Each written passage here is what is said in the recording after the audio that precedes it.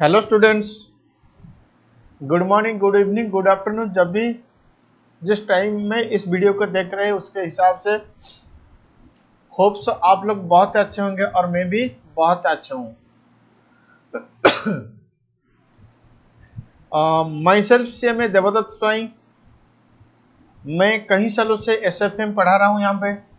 तो ये जो दिसंबर 2020 में आपका इंस्टीट्यूट, हमारा सीएमए इंस्टीट्यूट जो एग्जाम करेगा वो ऑनलाइन में एग्जाम करेगा। तो ठीक है, अब सवाल यही उठता है कि सर ऑनलाइन में हम क्वेश्चन का आंसर कैसे देंगे। बेटा, ऑनलाइन में जो क्वेश्चन दिया जाएगा वो प्योरली एमसीक्यू के बेसिस पे रहेगा। तो ठीक है, मतलब पूरा सारा का सारा क्वेश्चन मल्टीपल चॉइस क्वेश्चन रहेगा। तुम खुद आंसर निकालोगे, फिर उसके बाद चॉइस चूज करोगे ए बी सी डी। तो जो मल्टीपल चॉइस क्वेश्चन हमने पिछले एग्जाम में क्या हुआ था ना, 25 मार्क का multiple choice question institute exam में दे रहा था, लेकिन इस टर्म जो एग्जाम होगा उसमें पूरा का पूरा 100 मार्क्स या कम से कम 80 मार्क का मल्टीपल चॉइस क्वेश्चन रहेगा। तो ठीक है, आज हमारा इंस्टीट्यूट क्या किया है ना, स्ट्रैटेजिक फाइनेंस मैनेजमेंट के लिए, मतलब हर पेपर के लिए एक मॉक टेस्ट का एमसीक्यू बिट क्वेश्चन दिया हुआ है। तो मैं इस क्वेश्चन को तुम्हारे सामने आज डिस्कशन करने जा रहा हूं। तो ठीक है, चलिए शुरू करते हैं जो मल्टीपल चॉइस क्वेश्चन उसका सॉल्यूशन।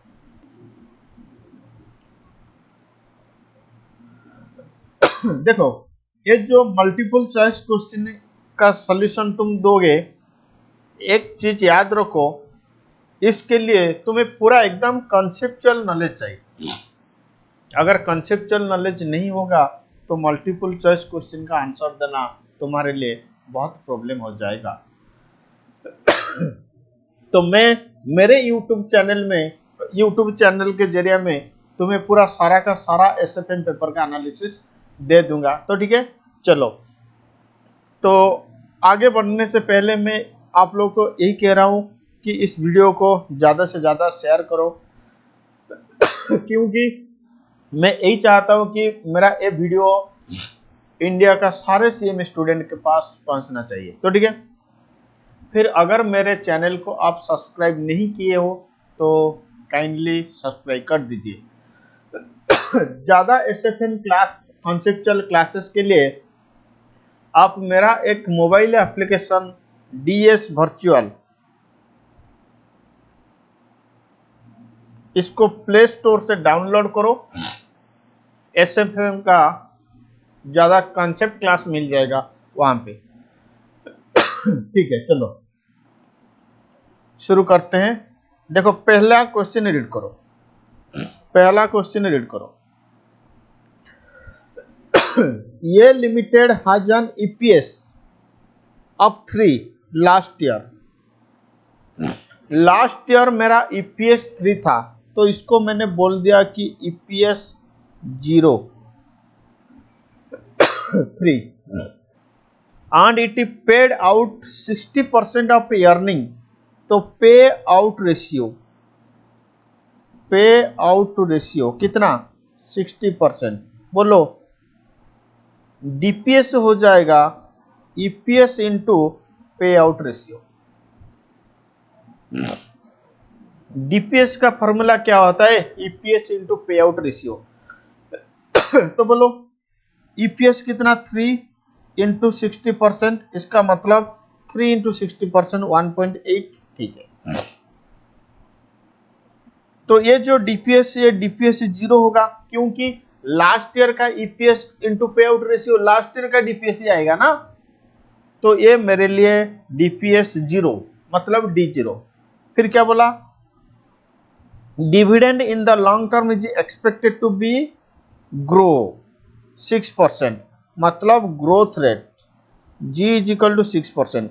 अब बोलो D1 इज इक्वल टू, क्या है formula, D0 into 1 plus G। बेटा बहुत सिंपल है, लास्ट ईयर का डिविडेंड 1.8 था, अब 6% ग्रो करेगा तो इस साल का डिविडेंड कितना होगा, मतलब D1 क्या होगा 6 नहीं 1.8 इंटू 1 + 6%। बोलो 1.8 को 6% इंक्रीज करो 1.91। फिर बोला if the required rate of return on equity is 14%, मतलब कई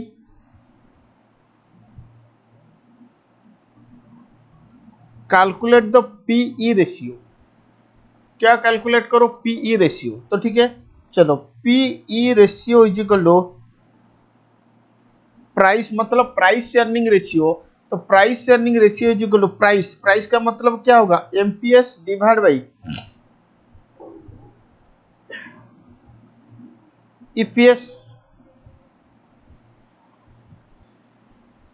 तो प्राइस रेशियो का फॉर्मूला क्या होता है एमपीएस डिवाइड बाई ईपीएस। अब बोलो एमपीएस का मतलब P0, एमपीएस का मतलब क्या होता है P0। तो P0 का फॉर्मूला क्या होगा D1 divide by KE minus G।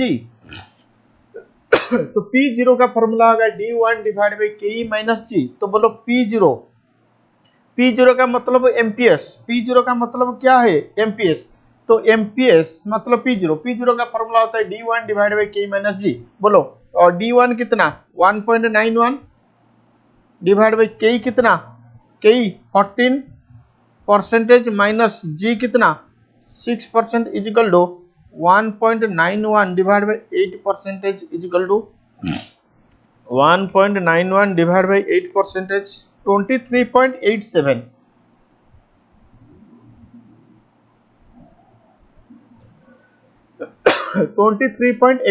अब बोलो पी रेशियो का फॉर्मूला होगा एमपीएस डिवाइड बाई ईपीएस। तो P ratio is equal to MPS कितना 23.87 डिवाइड बाई ईपीएस कितना 3। तो आंसर आएगा 7.95। क्या आंसर आएगा 7.95। इसका मतलब इसका करेक्ट आंसर होगा डी। इसका करेक्ट आंसर क्या होगा डी। देखो मल्टीपल चॉइस क्वेश्चन का आंसर देने के लिए तुम्हें कितना कॉन्सेप्ट का अंदर जाना पड़ता है। ठीक है चलो हो गया क्वेश्चन नंबर 1। मैं एसएफएम का पूरा एमसीक्यू क्वेश्चन आपके सामने डिस्कशन करूंगा। तो ठीक है तो मेरे चैनल को सब्सक्राइब कीजिए, लेकिन एक ही वीडियो में तो सारा का सारा क्वेश्चन नहीं हो पाएगा। तो आज हम देखेंगे 15-20 क्वेश्चन सॉल्व करेंगे, फिर नेक्स्ट वीडियो कल सॉल्व करेंगे। तो 2-3 दिन के अंदर मैं इसका पूरा का पूरा आंसर आपको दे दूंगा। तो ठीक है चलो क्वेश्चन नंबर 2 रीड करो। अच्छा एक काम कर रहा हूं मैं, इसको मिटा देता हूं। तो ठीक है आपका हो गया, लिख लिया हाँ, क्योंकि सारे क्वेश्चन को मैं यहीं पे सॉल्व करूंगा। क्वेश्चन नंबर 2 रीड करो। The current spot rate for the US dollar is ₹50। इसका मतलब spot rate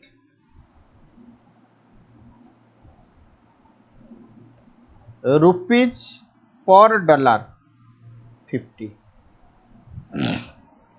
the expected inflation rate is 6% in India. अच्छा अगर मैं आपको रेट बोल दूं rupees per dollar is equal to 50, इसका मतलब इंडिया तुम्हारा home country,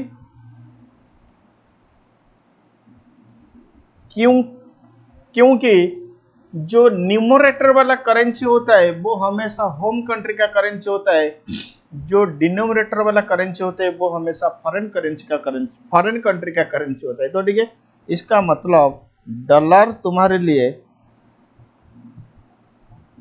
foreign currency.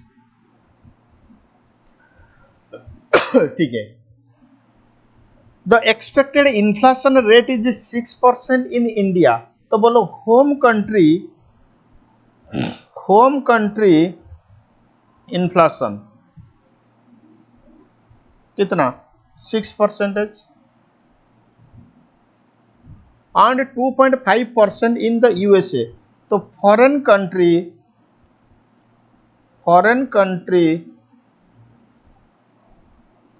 Inflation कितना 2.5%। What will be the expected spot rate of the US dollar a year. देखो expected spot rate a year का मतलब होता है फॉरवर्ड रेट। क्या आप फॉरेक्स में एक कॉन्सेप्ट किए थे आईआरपीटी, इंटरेस्ट रेट पैरिटी थ्योरी, और एक कॉन्सेप्ट किए थे पीपीपीटी, परचेज प्राइस पैरिटी थ्योरी। तो परचेज प्राइस पैरिटी थ्योरी आपका इन्फ्लेशन रेट को यूज करेगा, इंटरेस्ट रेट पैरिटी थ्योरी आपका इंटरेस्ट रेट यूज करेगा। तो यहाँ पे पीपीपीटी यूज होगा। तो बोलो आज पर पीपीपीटी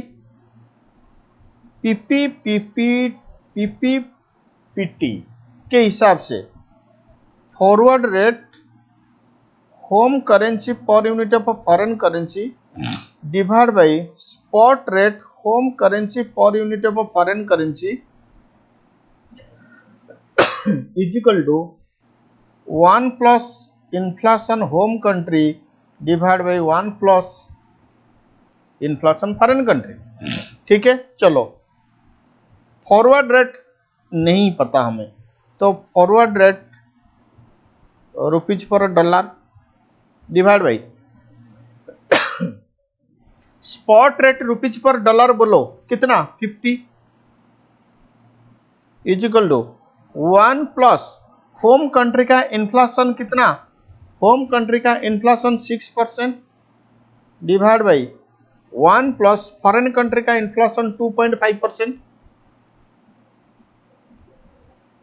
implies that forward rate rupees per dollar divided by 50 is equal to 1.06 divided by 1.025। forward rate rupees per dollar divided by 50 is equal to 1.06 divided by 1.025 implies that forward rate rupees per dollar क्या होगा 1.06 divide by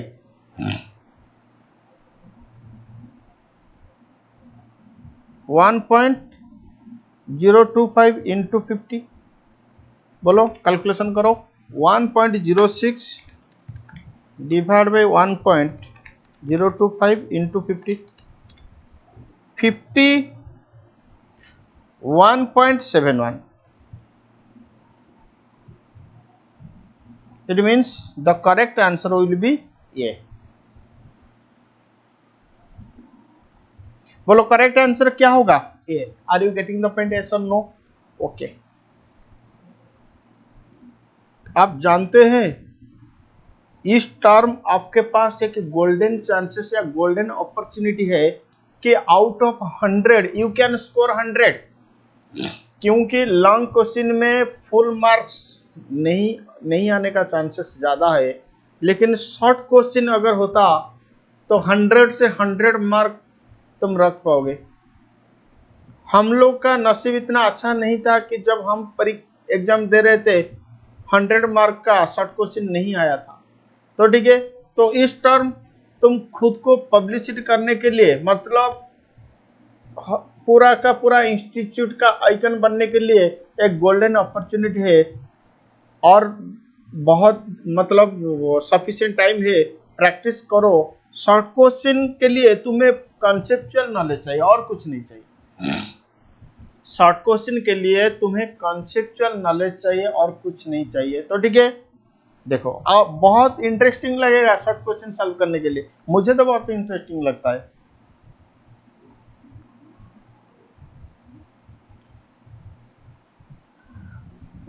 चलो question number 2 का answer हो गया। कैसा लग रहा है? हाँ सर मजा आ रहा है। इसको मैं मिटा देता हूं। फटाफट क्वेश्चन नंबर 3 रीड करो।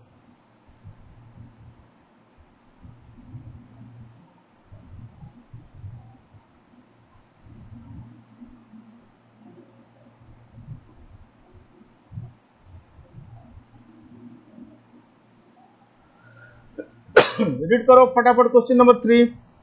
DEF Limited placed 52 crore in overnight call with a foreign bank for a day in overnight call।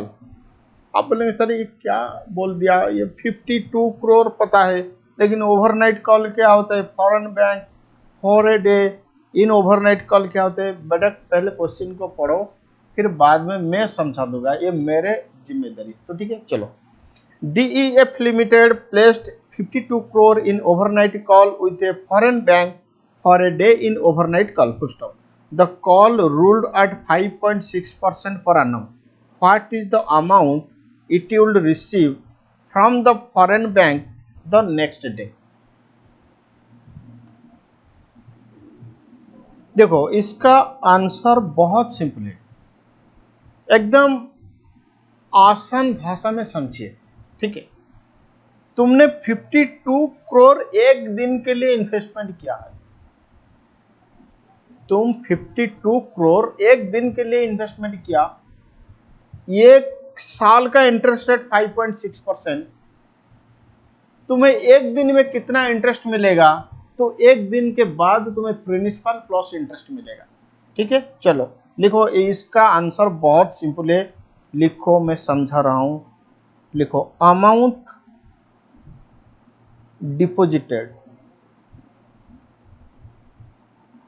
52 crore, बोलो 52 करोड़ मतलब 52, 1 करोड़ का मतलब 100 लाख, 1 करोड़ का मतलब 100 लाख।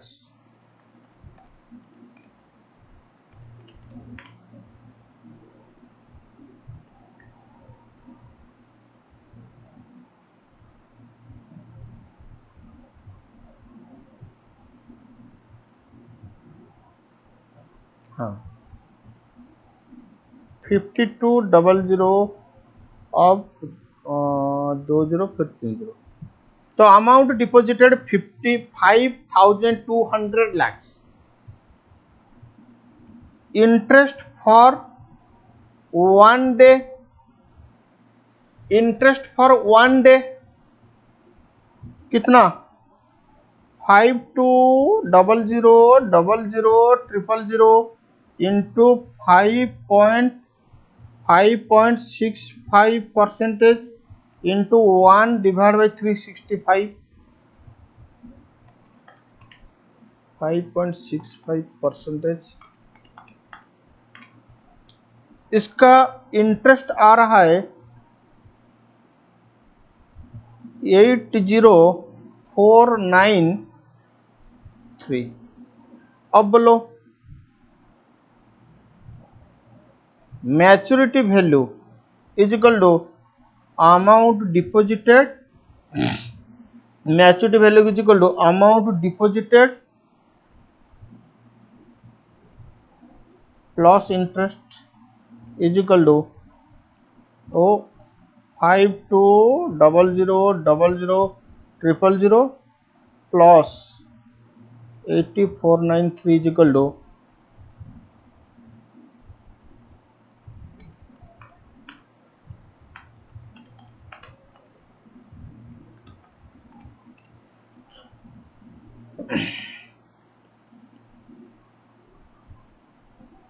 5200,8493, इतना होगा आंसर। देखो 5200,8493 कौन सा ऑप्शन में है, बी में, इसका मतलब इसका आंसर बी होगा। कितना आसान क्वेश्चन, लेकिन जब तुम क्वेश्चन पढ़ रहे थे ये क्या बोल दिया, overnight call, the call ruled. बेटा पेशेंस रख के क्वेश्चन पढ़ना होता है। ठीक है बस क्वेश्चन नंबर 4 रीड करो। तुम फिक्र मत करो, मैं हूं ना, अगर मेरे लिए कुछ करना है तो मेरा SFM क्लास को पब्लिशिट कराओ, बस और कुछ नहीं। तो तुम्हें जो चाहिए सारे MCQ मैं सॉल्व कर दूंगा, फिर कंसेप्ट के साथ। क्वेश्चन नंबर 4 रीड करो। The rates available in the Kolkata market, चलो हमारा हेड ऑफिस कोलकाता, चलो सदर स्ट्रीट कोलकाता मार्केट में the rate available in Kolkata market rupees per dollar, मतलब ओ माय गॉड,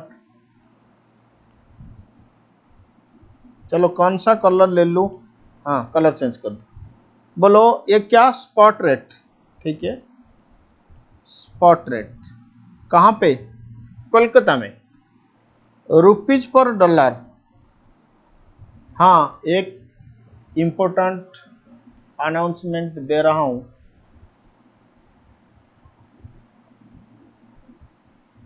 दो चैप्टर को दोस्त बनाओ, क्योंकि ज्यादा से ज्यादा एमसीक्यू क्वेश्चन आएगा, दो नहीं 4 चैप्टर में बोलूंगा, 4 चैप्टर से ज्यादा एमसीक्यू क्वेश्चन आ सकता है। नंबर 1 फॉरेक्स या international finance, number 2 derivative future option and swap वाला, number 1 forex, number 2 number 1 forex, number 2 derivative future option, ठीक है, नंबर 3 डिविडेंड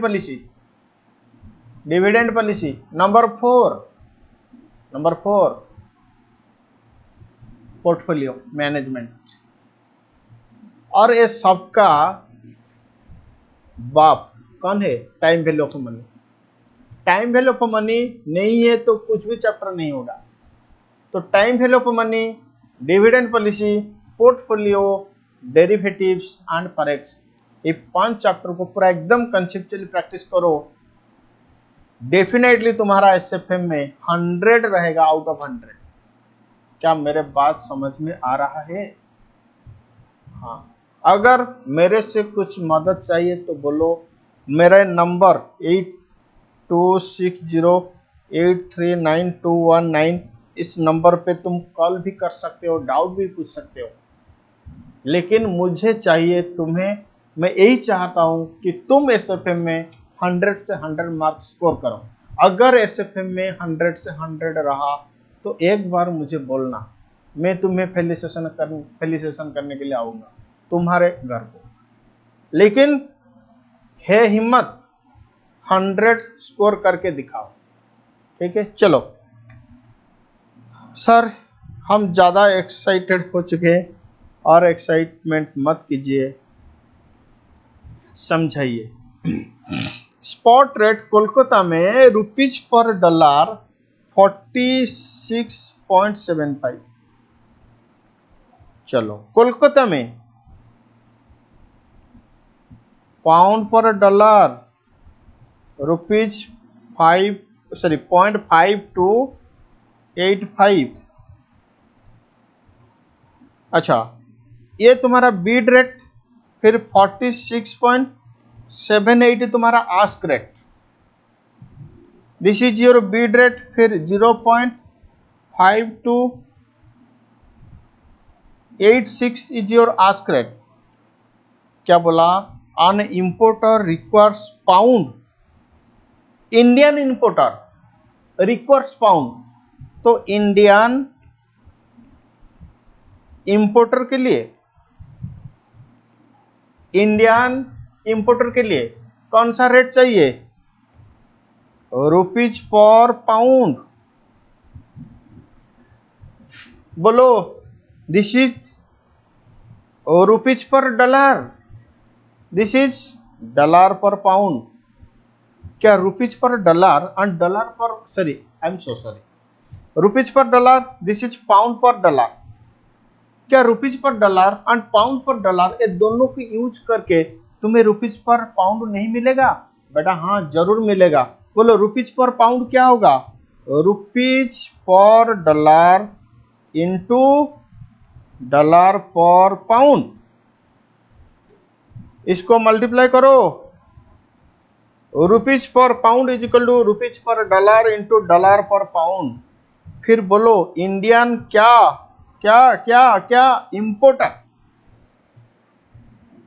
इंपोर्टर का मतलब मैंने फॉरेन से कुछ इंपोर्ट किया है, इसका मतलब I have to pay. Exporter receive करेगा, इंपोर्टर पेमेंट करेगा। एक्सपोर्टर रिसीव करेगा, एक्सपोर्टर फॉरेन करेंसी रिसीव करेगा, इंपोर्टर फॉरेन करेंसी पे करेगा। Are you getting the point? Yes और नो?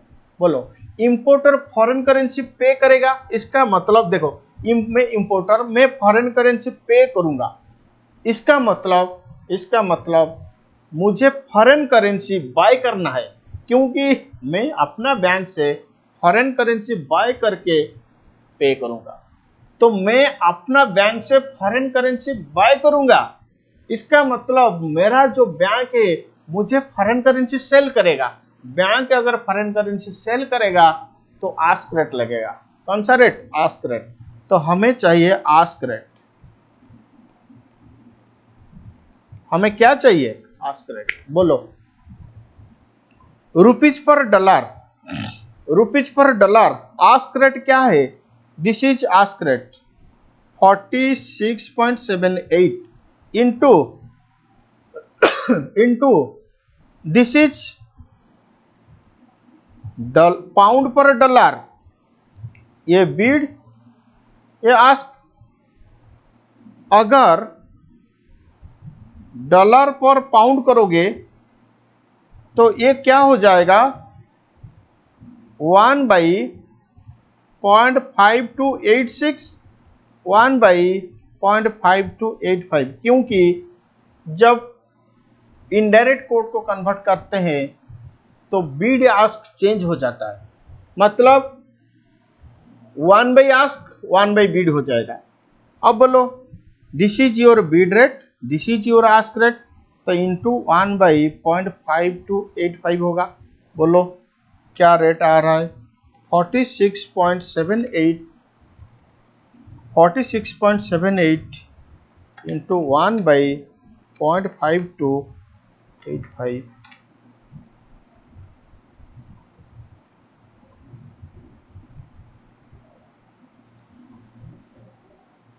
बोलो क्या आ रहा है? 46.78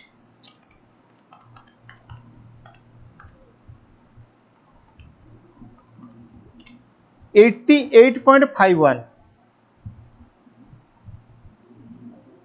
इसका मतलब ये is the correct answer. 88.51, 88.51 is the correct answer. Okay, yes sir.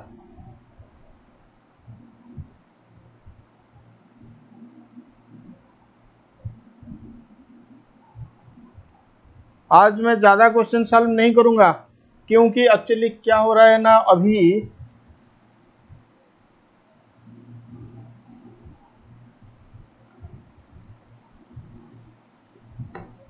यहां पे तुम टाइम देख सकते हो, इस कॉर्नर में लिखा हुआ है टाइम 1:06 AM, क्योंकि आज इस नोटिफिकेशन आया, मुझे इस नोटिफिकेशन का इंफॉर्मेशन मिला रात 12 बजे, तो मैंने सोचा कि चलो वीडियो तो करना है, तो इसीलिए मैं रात 12 बजे 12:30 बजे शुरू किया।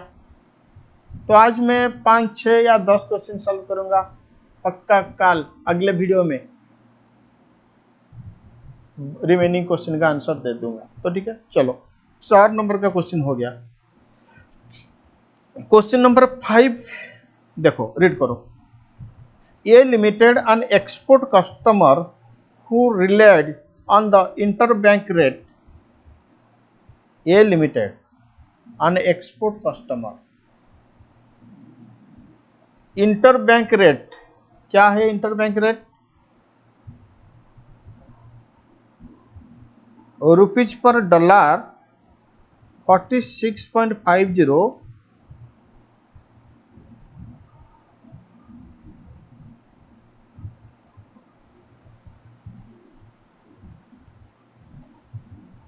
उसके बाद 10। आप बोलेंगे सर क्या 46.10? नहीं, अगर देखो बीड हमेशा लोअर होगा, आस्क हमेशा हायर होगा। This is the concept. Beed हमेशा लोअर होगा, आस्क हमेशा हायर होगा। अगर तुम 46.10 करोगे तो आस्क रेट लोअर हो रहा है ना, तो इसीलिए ये हो जाएगा next rupees 47.10। This is the correct quotation. Quotation को आपको समझना होगा, अगर कोटेशन नहीं समझोगे ठीक से तो तुम्हारा आंसर गलत हो जाएगा। कोटेशन अगर नहीं समझोगे तो तुम्हारा आंसर गलत हो जाएगा। तो ठीक है, चलो, this is Beed rate, this is ask rate. Requested, अच्छा ये inter bank rate. Inter bank rate का मतलब बैंक के साथ बैंक कौन सा रेट में ट्रांजैक्शन कर रहा है, this is called inter bank rate. लेकिन बैंक के साथ कस्टमर ट्रांजैक्शन करेगा, बैंक थोड़ा मुनाफा रख के तो ट्रांजैक्शन करेगा ना। तो चलो, this is inter bank rate, ठीक है। His banker requested his banker to purchase a bill for USD 80,000। हमें 80,000 USD चाहिए। चलो, ये bill calculate the rate to be quoted to A Limited if the banker wants a margin of 0.08%। तो margin क्या होगा, 0.08%। देखो, मैं एक्सपोर्टर हूं, मैं कौन हूं, मैं एक्सपोर्टर हूं। एक्सपोर्टर को फॉरेन करेंसी फॉरेन से मिलेगा, वो अपना बैंक को सेल करेगा। अगर बैंक सेल करेगा तो बीड रेट लगेगा। भाई bank sell, I am sorry,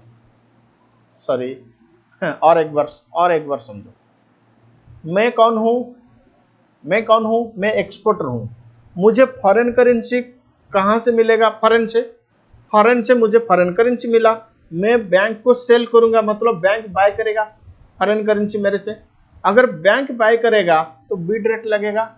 हाँ, देखो, इंटर बैंक रेट से तुम जाओगे बिल रेट को, इंटर बैंक रेट से तुम जाओगे बिल रेट को, इंटर बैंक रेट से तुम जाओगे बिल रेट को। बीड रेट से मार्जिन माइनस होगा, आस्क रेट से मार्जिन ऐड होगा। मतलब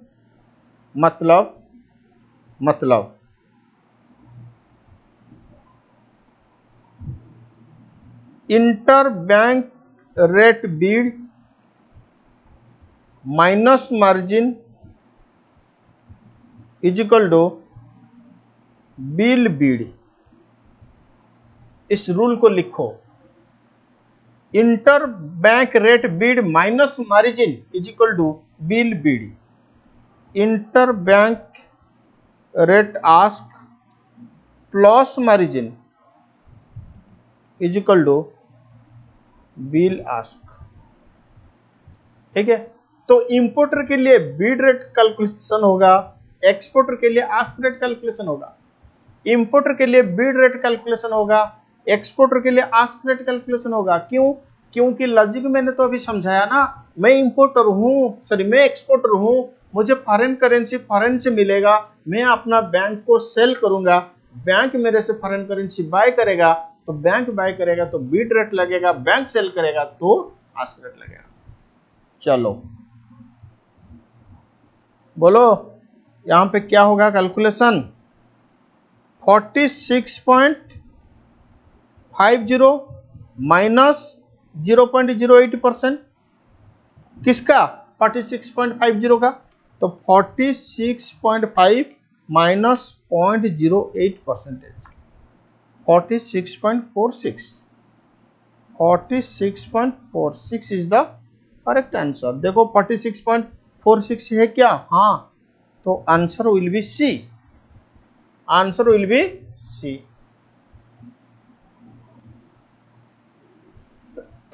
next question number 6, dash estimate the difference between required rate of return and growth rate.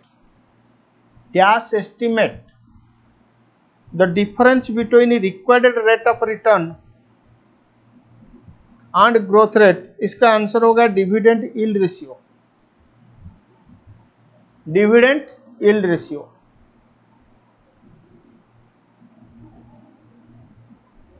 Question number 7 read करो। Two firm P limited and M limited are similar in all respect except that M limited uses 10 lakh डेप्ट in its capital structure. देखो P limited and M limited, ये दोनों का बीच में M limited के पास डेप्ट है, M limited के पास डेप्ट है कितना, 10 लाख। तो डेप्ट of M limited is equal to 10 lakh.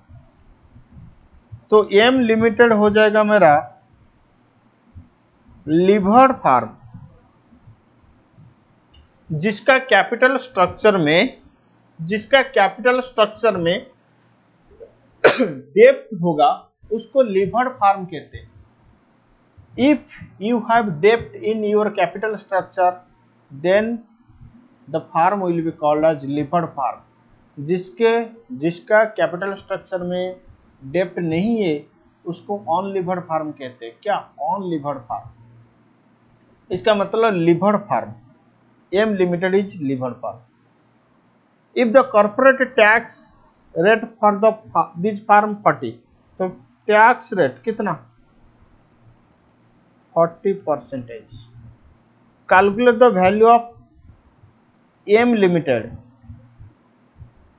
calculate value of M limited exceed that of P limited। Okay देखो P लिमिटेड और M limited, P limited and M limited बाकी सारे पॉइंट के लिए सेम, मतलब P का रिमेनिंग वैल्यू जितना होगा M का रिमेनिंग वैल्यू उतना होगा, लेकिन M के पास एक्स्ट्रा क्या है, डेप्ट। M के पास एक्स्ट्रा क्या है, डेप्ट। तो बोलो P का ये सारी चीज के लिए वैल्यू जितना होगा M का भी उसके लिए वैल्यू उतना होगा, लेकिन M का कुछ एक्स्ट्रा वैल्यू आएगा किसके लिए, डेप्ट के लिए। डेप्ट का वैल्यू होता है हमेशा डेप्ट के ऊपर टैक्स सेविंग। डेप्ट से आपको बेनिफिट्स क्या मिलेगा, डेप्ट का टैक्स सेविंग। मतलब डेप्ट कितना, 10 लाख इंटू टैक्स रेट कितना, 40%, मतलब डेप्ट के ऊपर तुम्हें कितना टैक्स सेविंग होगा, 4 लाख। इसका मतलब M का एक्स्ट्रा वैल्यू कितना आएगा, 4 लाख। क्यों, क्योंकि M का एक्स्ट्रा बेनिफिट्स किसके ऊपर, डेप्ट के ऊपर। अब क्वेश्चन क्या बोला, calculate the value of M exceed that of P limited, मतलब M का कितना एक्सेस वैल्यू होगा आज कंपेयर टू P, तो बोलो कितना, 4 लाख। तो इसका आंसर होगा A, the correct answer will be A। तुम एक काम करो, एक लिखो value of levered firm is equal to value of unlevered firm plus tax saving on डेप्ट। बस इस फॉर्मूला लगाओ, value of levered firm is equal to value of unlevered firm plus tax saving on डेप्ट। ठीक है, okay.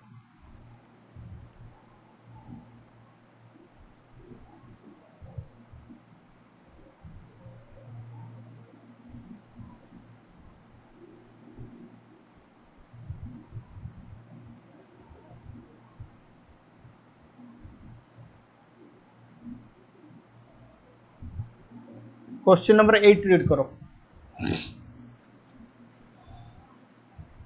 Annual cost saving 4 lakh, ये capital budgeting का question. Annual cost saving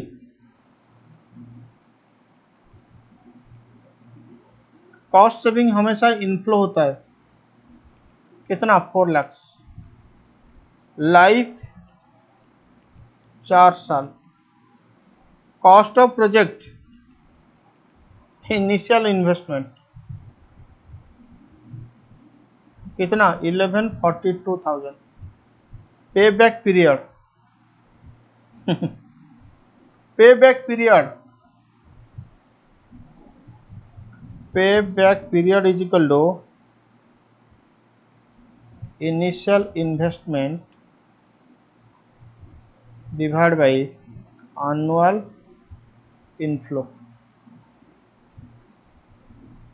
Payback period is equal to initial investment divided by annual inflow. Initial investment कितना 11,42,000 divide by annual inflow कितना 4 lakh. 11,42,000 divide by 4 lakh 2.86 year is equal to 2 year 0.86 into 12 10 month 2 year 10 month sorry 10 point something. तो इसका correct answer होगा 2 year 11 months।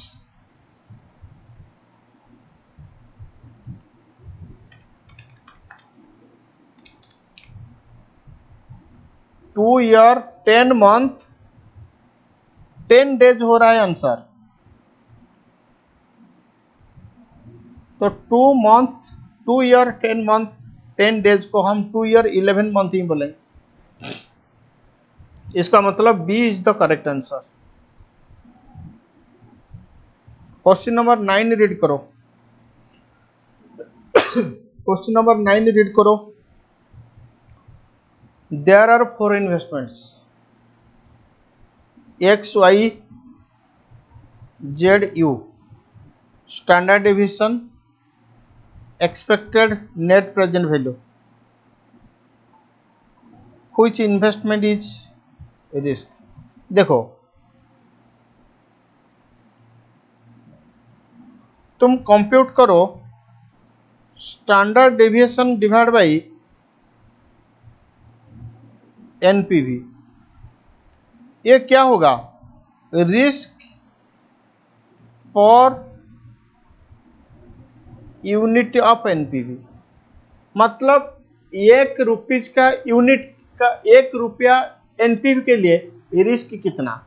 देखो better बोला high risk, तो जिसका risk पर यूनिट ऑफ एनपीवी ज्यादा होगा उसका हाई रिस्क, जिसका रिस्क और यूनिट ऑफ एनपीवी कम होगा उसका लो रिस्क। बोलो ये का कितना होगा 37,947 डिवाइड बाई 90। तो x का 37,947 डिवाइड बाई 90,000। x का आ रहा है 0.42, y का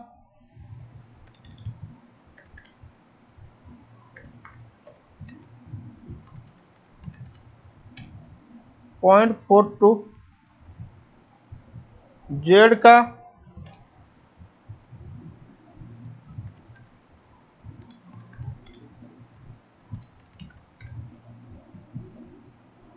0.42, u का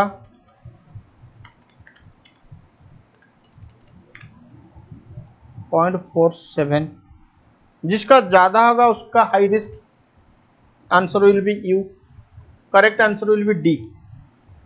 correct answer will be D.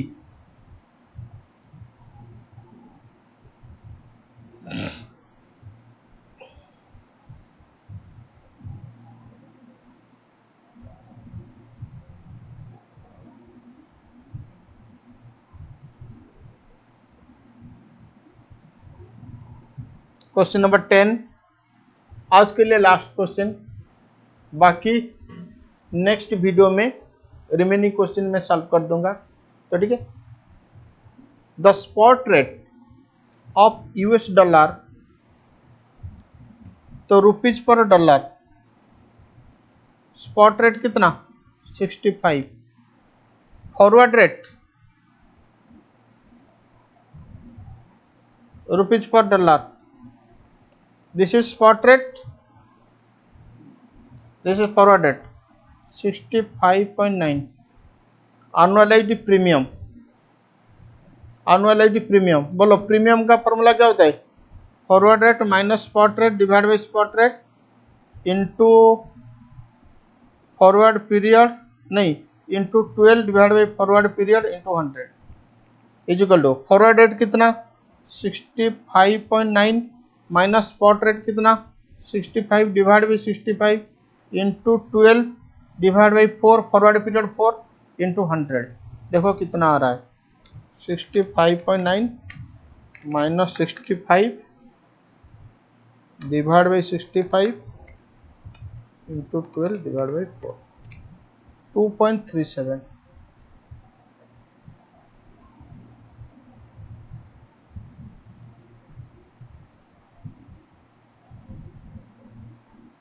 क्या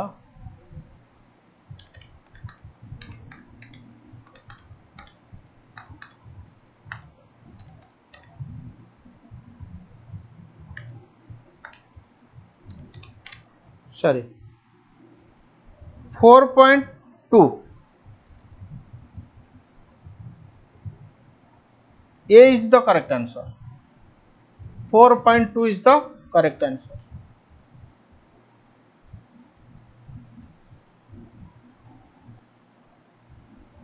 ठीक है, तो आज हमने क्वेश्चन नंबर 10 तक सॉल्व किए। अभी के लिए इतना, thank you, tata, bye bye. और एक बार मैं आप लोग को कह रहा हूँ इस वीडियो को ज़्यादा से ज़्यादा शेयर करो, ठीक है, मेरे चैनल को सब्सक्राइब करो और DS वर्चुअल्स प्ले स्टोर से डाउनलोड करो।